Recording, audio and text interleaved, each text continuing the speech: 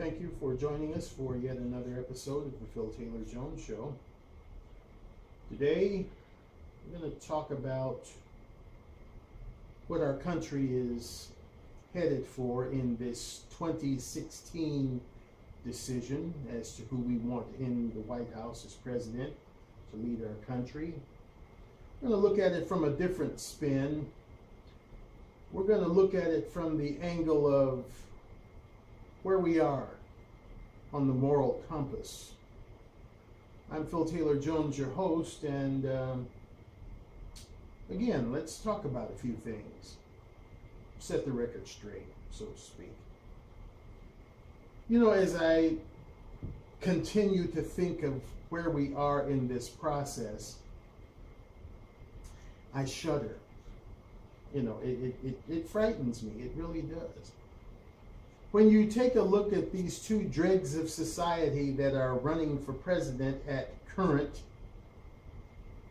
if you've got at least two active brain cells that are in there leaping around and working, you can't help but look at it for what it is. A debacle, a mess, a stain upon this already broken nation. For people to consider having these two dregs of society even on the track is just unconscionable. You take a look at Ms. Hillary Clinton. The woman has been embroiled in so many horrible scandals almost since she was an early adult, in their early 20s. And even on further, she has done nothing but pile them up, more heinous than the one that preceded. They include murder, mayhem, theft, lies, conceit, imprisonment, money grabbing, illegal money grabbing, and the creme de la creme is the murders, or should I say, are the murders of 3 soldiers and 1 statesman in Benghazi. But yet people have amnesia. They've forgotten what she's done, or they just dismiss it. Compromising our secrets by using just everyday run-of-the-mill email servers. Lying about it to some of the highest authorities in the land, the FBI, the CIA, and members of Congress. An angel with a dirty face. And yet, she's in the running for President of the United States. Now let's take a look at the other dreg of society, Donald Trump. He too is embroiled in scandal from his early days. Lawsuits filed against both he and his father for discrimination in their wonderful Trump buildings. Look at what he's done since he borrowed that $100 million from his father and began to build his empire. He has built for the rich only. I don't see any affordable housing built by the Trump organization. He builds for the rich. He serves the rich because he is rich. 3,500 lawsuits against this guy. Trump Foundation, one of the biggest scam tools ever, bilking people of their savings, of their life earnings, of their needed funding to the tune of $35,000 a shot. Now, is Mr. Trump alone in this? No. He set it up, he perpetuated it, but you can't say he's totally to blame. Creature worshipers see his name and automatically flock to him with an open wallet because they didn't invest the gate before they invested. They lost their life savings to a charlatan. But it's not totally his fault. Creature worship. I don't care who it is. You always investigate before you invest your time, your money, your effort. Let's look at the guy. He supposedly is so against foreigners, except when it comes to marrying them. He's married 2. His only American wife was Marla Maples. Well, of that in and of itself, you can't crucify the guy. But I find it awful strange. You can't find him a pretty American wife to marry. Now, Donald J. Trump, Mr. Wheel and Deal, Mr. Make It Happen, Mr. I Know the Contracts, Mr. Let's Make America Great Again, Mr. Trump. I find it quite strange, Mr. Trump, that all of your artifacts that you have made, clothing, furniture, things of luxury, that you couldn't have found a way to make them here in the United States with all of your expertise, all of your knowledge, all of your know-how, that you find foreign countries, third world countries, to have your artifacts made. Doesn't sit too well with you, does it? When you build your beautiful Trump towers and your Trump hotels and casinos and prepare for your bombastic golf courses and all that. I find it quite strange that you don't hire American workers. You bring them in from some other country, yet you want to make America great again. As I said before in another show, you may not have started out as a politician, but boy, are you a quick study. You're a dreg of society, just like your partner, Hillary Clinton. So the both of you dregs don't have the right to talk about the other because you're both the same. The question is, when will the American people wake up and see this? We have less than 100 days to voting day. And we're sitting here still twiddling our thumbs, wondering which one to vote for. We've lost our moral compass. Oh, Mr. Obama, he wants to talk about gun control. And now his protege, Ms. Clinton, oh, they want to talk about gun control. They want to take your guns away. They want to totally ignore what's in the Constitution, that we have the right to bear arms to protect our families. Whether you're a gun lover or not, whether you're a gun enthusiast or not, it's on the books that we can have these things to protect our families. Now, there's a big furor about the NRA and how bad they are and whose pocket they're in and what have you. But because we've lost such a moral compass in this country of ours, no one ever criticizes the multi-billion-dollar a year entertainment industry, specifically speaking, movies and television, CDs or DVDs and the like. Every time you turn on telly, every time you walk into a theater, within 10 minutes of the viewing, somebody's blowing somebody away with what? Not a straw and a spitball, but some type of gun, as a way to solve whatever social problems there may arise in the film.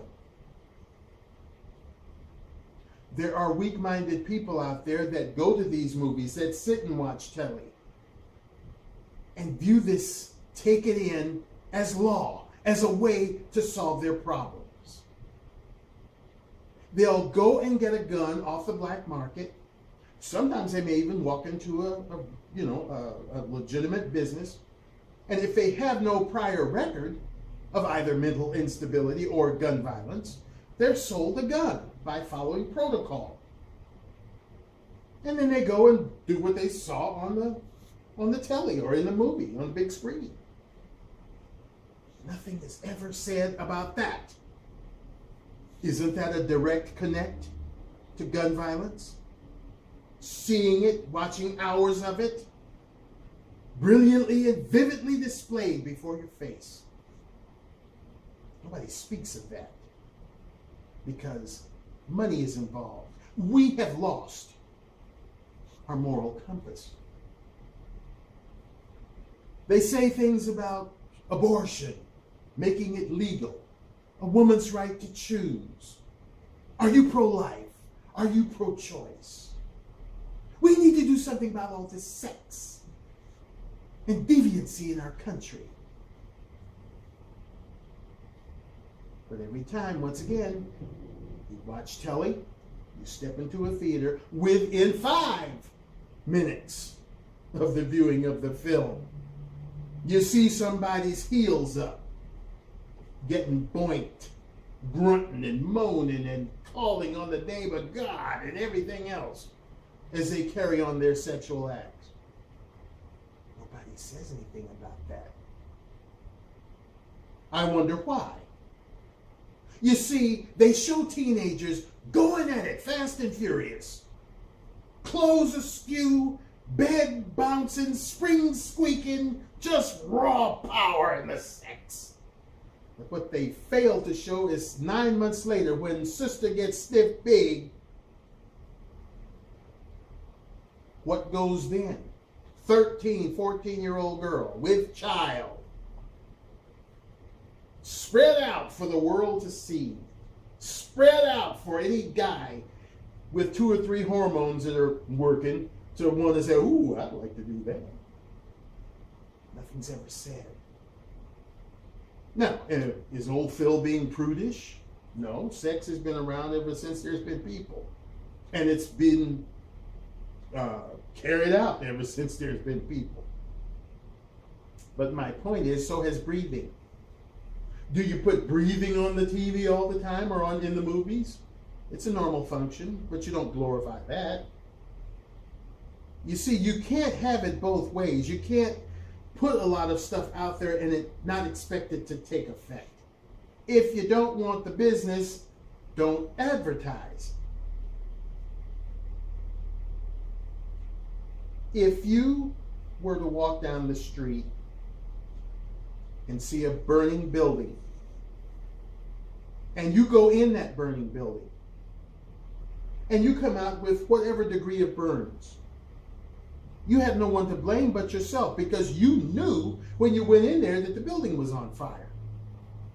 Instead of using the proper recourse, like seeing a burning building here, oopsie, I'm going to turn and go the other way. Or if the fire isn't like raging, I'm going to go across the street far away as I can be from this ever increasing fire. Well, ladies and gentlemen, we're doing the same thing. Hillary Clinton and Donald Trump are those burning buildings. They're so ridden with scandal. They're so ridden with nastiness. They're so ridden with corruption within their own ranks that these 2 dregs of society should be nowhere near our United States government in any capacity, let alone vying for the top job in the nation. What you are in little, you'll be in great. Both of them. Bukus of money. Clinton Foundation, Trump University, Trump Empire. They're sitting up on Mount Everest. Can they see us down here? No. Do they care about us down here? Again, an emphatic no. There are creature worshipers on either side of the ticket. They could literally defecate in your face and you still be, oh, Hillary Clinton, our savior. Oh, Donald Trump, our Messiah, he's going to come and he's going to change everything. While you wipe the defecation from your face. It's shameful. What are we teaching our young people? When I was growing up, if you stay on the, straight and narrow, if you play by the rules and if you work hard, you can achieve great things. And that's the way I live my life. I grew up, my careers were in aviation and education. I helped children to become hopefully responsible and great citizens themselves when they get to be my age and older, or even young adults. I worked in aviation to try to make sure that when people got on a plane and took off in it, that they would land the same way they took off, alive. I worked very hard to do that, and I'm proud of it. I didn't cut any corners. I didn't do anything corruptly. I was straight down the middle with it. Okay, so I'm not rich as Warren Buffett. But I can tell you this, as I come to you this day on a video format, you can see I'm in a home. I'm not out on the streets. And as our grandmother told us, both the exec and I, any job that you can do, legitimate job, in which walking home or going to that job, you see a police car and you don't have to do this, it's an honest day's work. That's the way I was raised. That's the way many of you were raised. Our presidents, our leaders reflected that. Was there corruption in my day? Of course there was. But it wasn't so blatantly exposed and then exposed with a correct twinge to it. As I say, when Richard Nixon did what he did, involved in bugging and then covering up and all this covert stuff, and then saying, I am not a crook, but then came to the full realization that he was a crook, that kind of shattered and tarnished this halo that we have around our country as being forthright and upstanding. And then the later people that came along that were the highest of the land. Sexual scandals. Just flat out lying to Congress, what have you. Making funny deals. Doing all of this under the table crap. We've lost our moral compass, ladies and gentlemen. And to sit here less than 100 days away from actually voting, that we're actually considering as our sole end-all cure-all, these two dregs of society, whichever one would possibly make it to the White House, we would all lose. Neither one of them are qualified to be in that office. Either a total crook, total disregard for anything that's legal, or a hothead. I'd hate to see him with the codes to the nuclear armament that we have. Somebody would say something about he's gotten a bankruptcy and he'd want to blow that country away. He thinks with his anger. He doesn't think with his brain. He doesn't get along with people very well. Now, yeah, he gets along with his supporters, his cohorts, because one, they're creature worshiping, and two, they follow blindly anything he says. But you look at it for what it's worth. He is used to running things the way he wants to do it. You can do that as an entrepreneur. You can't do that as a politician. As crumbly and crooked and corrupt as the system is, there is still a system of checks and balances. He can't go in there and just, I'm going to do what I want to do. Even the bombastic Obama can't do that. He has to oftentimes go off the record and pull an executive order to do what he wants to do, because he can't get the troops to rally around him. But even with all that, we still trudge forward into that good night with these two dregs of society that, in all intents and purposes, couldn't give a fat rat's patootie about any of us. Trump bills for the rich, of the rich, and by the rich because he is rich. And that's all he is out there for. Making America great again. What a pitiful little slogan is that. If you were intending to make America great again, you would find a way to produce what you produce here in this country. If you were intended to make America great again, you would provide something for all of the people that could possibly rent or lease or buy from you. No, you cater to the rich. And that's all that has ever been in this political realm that we live in. It's always some rich muckety-muck going up to be the president of the United States. And that's why we're in the trouble that we're in. It's a spendthrift society of politicians. Oh yeah, let's do that. This for pork belly program? Yeah, let's fund it. Hedge fund? Yeah, let's fund it. This for this? Yeah, let's fund it. $20 trillion worth of, yeah, let's fund it. Yeah, let's do it with our money. All kinds of crazy garbage. From letting all these foreigners come in here to take our birthright, to the ultimate, letting all these refugees in here to take our lives. We've lost our moral compass. My people come first is what should be on the lips of every president in the U.S. of A. My people come first. What happened to the little guy? The regular, everyday John Q. American. What happened to him? What happened to her? We've fallen through the cracks. Given way to stupidity like racism. You accept potential murderers into the country with open arms.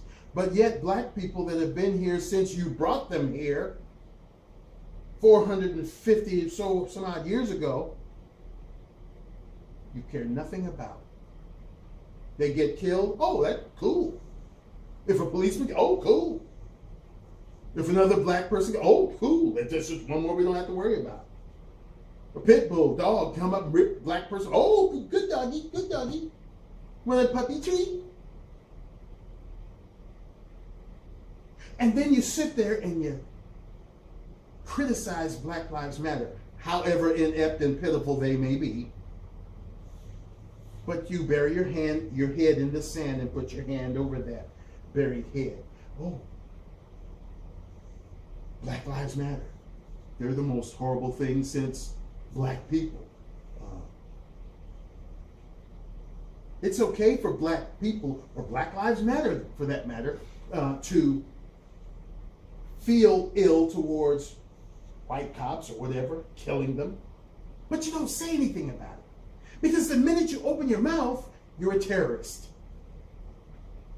You become the worst something that has ever walked on two legs. Again, I say, we've lost our moral compass. As inept and as pitiful and as ragtag and whatever as these Black Lives Matter movement people are, they didn't come by feeling this way through osmosis. They came to feel this way because of habitual, continuous, and generational mistreatment, murder, and injustice towards black people. And how did that come about? Well, we won't go there. We have lost our moral compass. It would be nice to get a candidate that recognizes all of this and wants to do something to help it. Something to take some of this garbage, some of this refuse off the table. to put it in a proper place, the trash can where it should be. We have Jill Stein, who is not perfect, not the end-all, cure-all of everything, not some Messiah sent down with thousands of loaves of bread to feed all of the hungry of all the world, but a kind-hearted, virtually scandal-free, because nobody is in this world scandal-free. We've all got some cross to bear. But my point is, Jill Stein comes to American people not having killed anyone in Benghazi, not having any emails that continuously and seemingly perpetuously loom over her head, not having the baggage and the stigma that carries with a corrupt politician, not having 3,500 lawsuits against her, not having created the Stein University that scams and bilks people of their life savings, not having built an empire of real estate or what have you that only caters to the rich, not having the scandals and the garbage of these two other dregs of society that would bring her in as the third dreg of society. She has goals and plans for American people. She's always saying, when she's brutally trying to be torn apart by these news whores, she says, well, I think the American people would know best how to deal with that situation or to answer that question. One of the things I appreciate about this woman is she seems to be devoid of me-ism. She seems to be devoid of I trouble. When she says putting America back in your hands, I believe that's what she wants to do, because that's all she's ever done.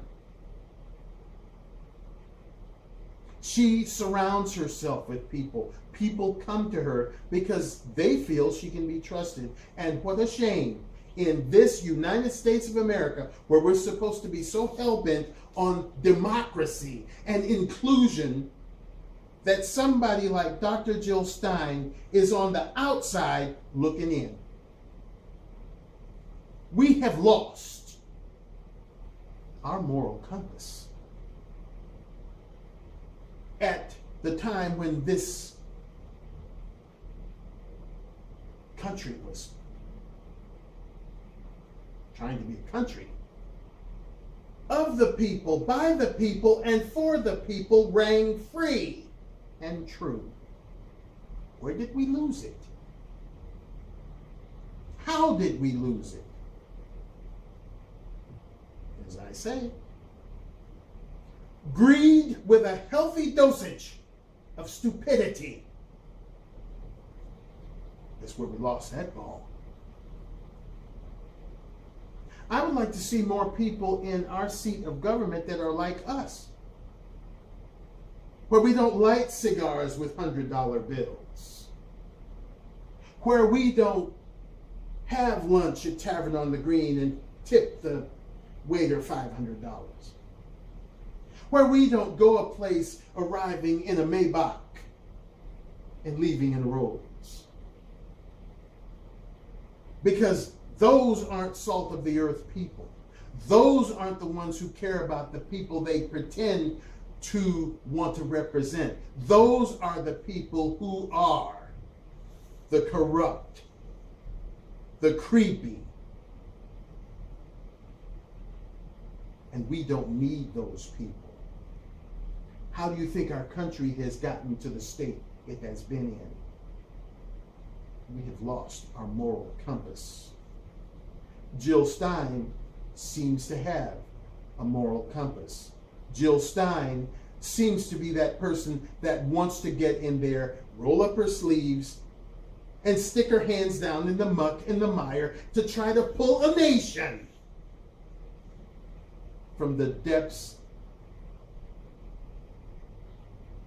of crap.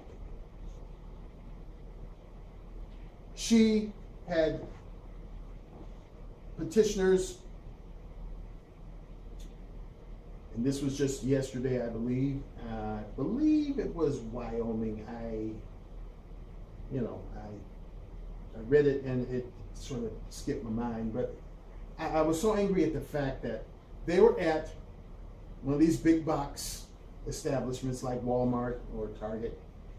And obviously the people are doing the right thing. They went in, they asked the administration, would it be okay if they gathered signatures for a petition for Jill Stein running for the presidency of the United States on the Green Party ticket. The permission was granted. And all of a sudden, here comes the police, threatening arrest and being total jackasses. This is private property. If you have the consent of the administration, that's it. No need for police. This was perpetuated, no doubt, by that state's, that city's branches of the Democrats and the Republicans, because they don't like Jill Stein's message. They don't like her position because she isn't full of scandal and garbage. And these two dregs of society, Trump and Clinton, don't want her around.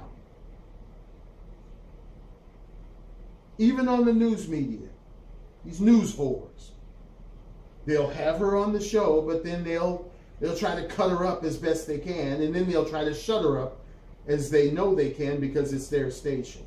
Why? Because they don't want to hear an ounce of truth. They don't want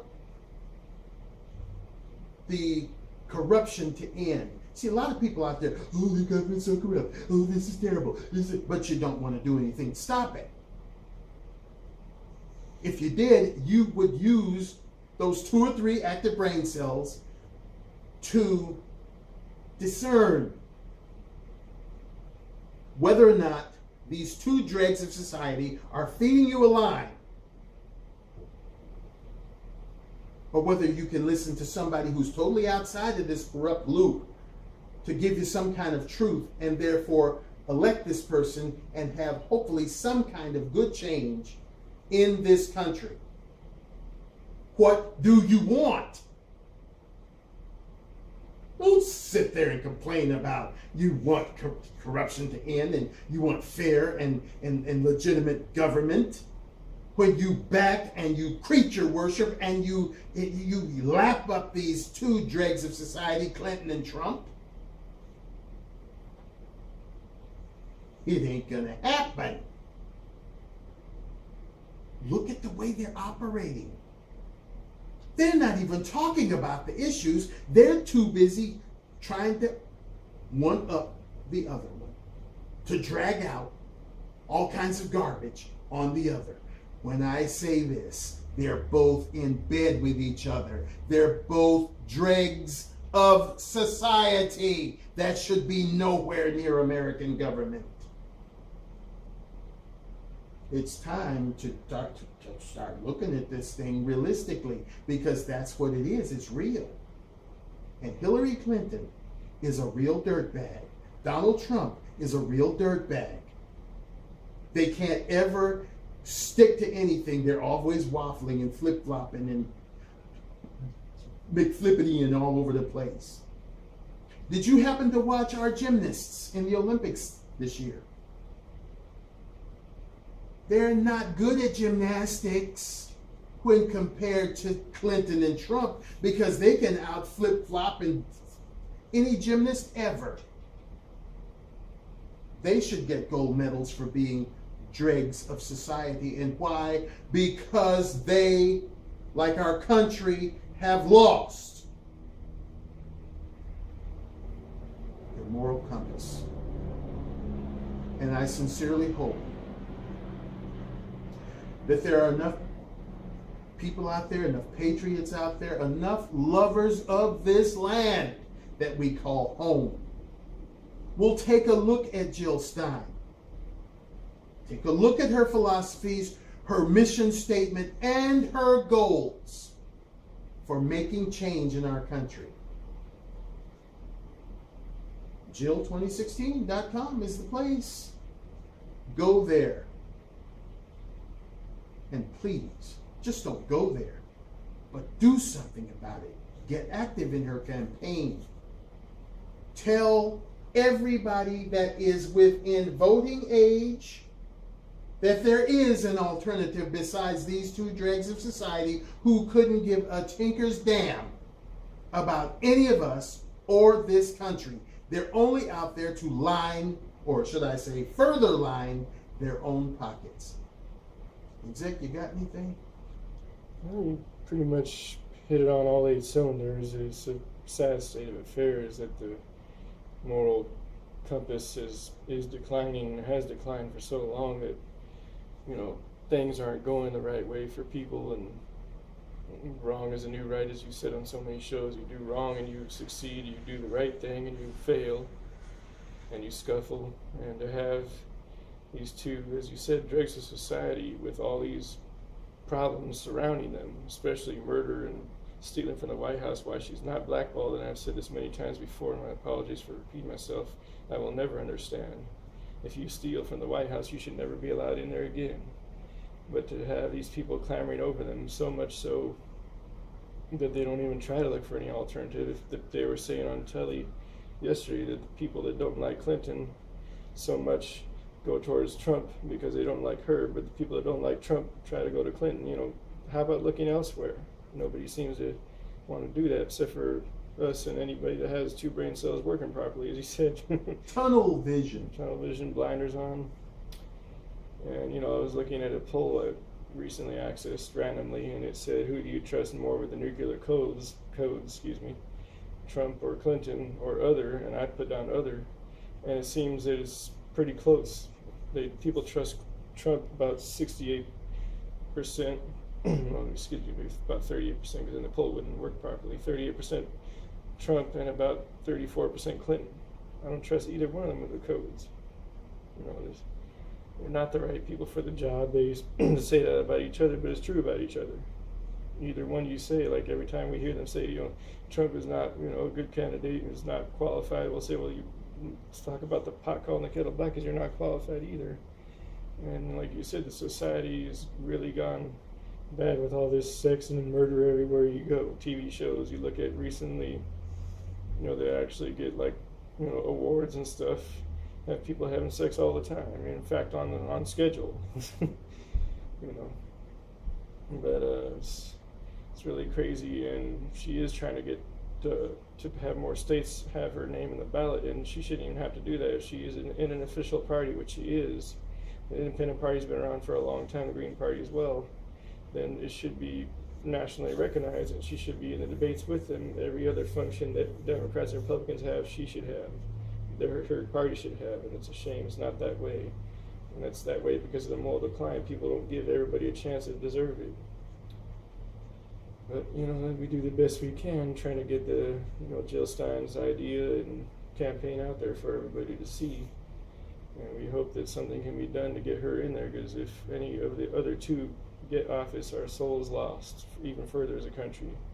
Like I said last time, or one of the few last times, our country is already going in a downward spiral, and it is quick because you're going in circles downwards, but if any of those 2 get in office, that spiral is going to be straightened out to a straight downhill, very fast, steep drop to even more decay for the country. And that's about all I can think of, and I'll send it off back to you. Before I close out, and thank you for closing out. Mm-hmm. I just have to say, I read something in the fact that black celebrities are supposedly going for Trump, leaving Clinton and going for Trump. Well, black celebrities are what? Mm-hmm. Money follows money. How many poor black people are going for Trump? How many regular salt of the earth, go and grind it every day black people are going for this mogul who was sued because he didn't want to rent or lease to black people? What has he ever done for black people? What has Clinton ever done for black people but call them major threats or some kind of something she said? Children or something like that. Yeah, they're horrible threats or thugs. predators, I think something about thugs or something. thuggish predators or what have you. So this is what I'm saying. These people have no moral compass, these two. And for anybody at this late stage in the game to rush to them and to creature worship them and to think that they're going to do anything to change what's going on at present, you need to rethink that thing. Take a good look at these two dregs. Research them up the yin-yang until you find out everything. And then decide. But hopefully you won't do it too late, because we're running out of days. And to all of you folks out there who are, like I say, betwixt and between, there is Jill Stein.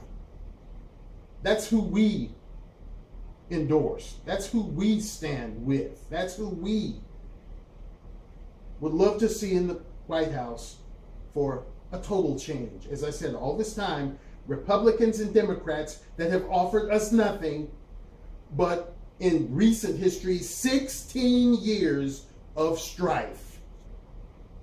Time for change. Let's put an independent in there and see what she can do.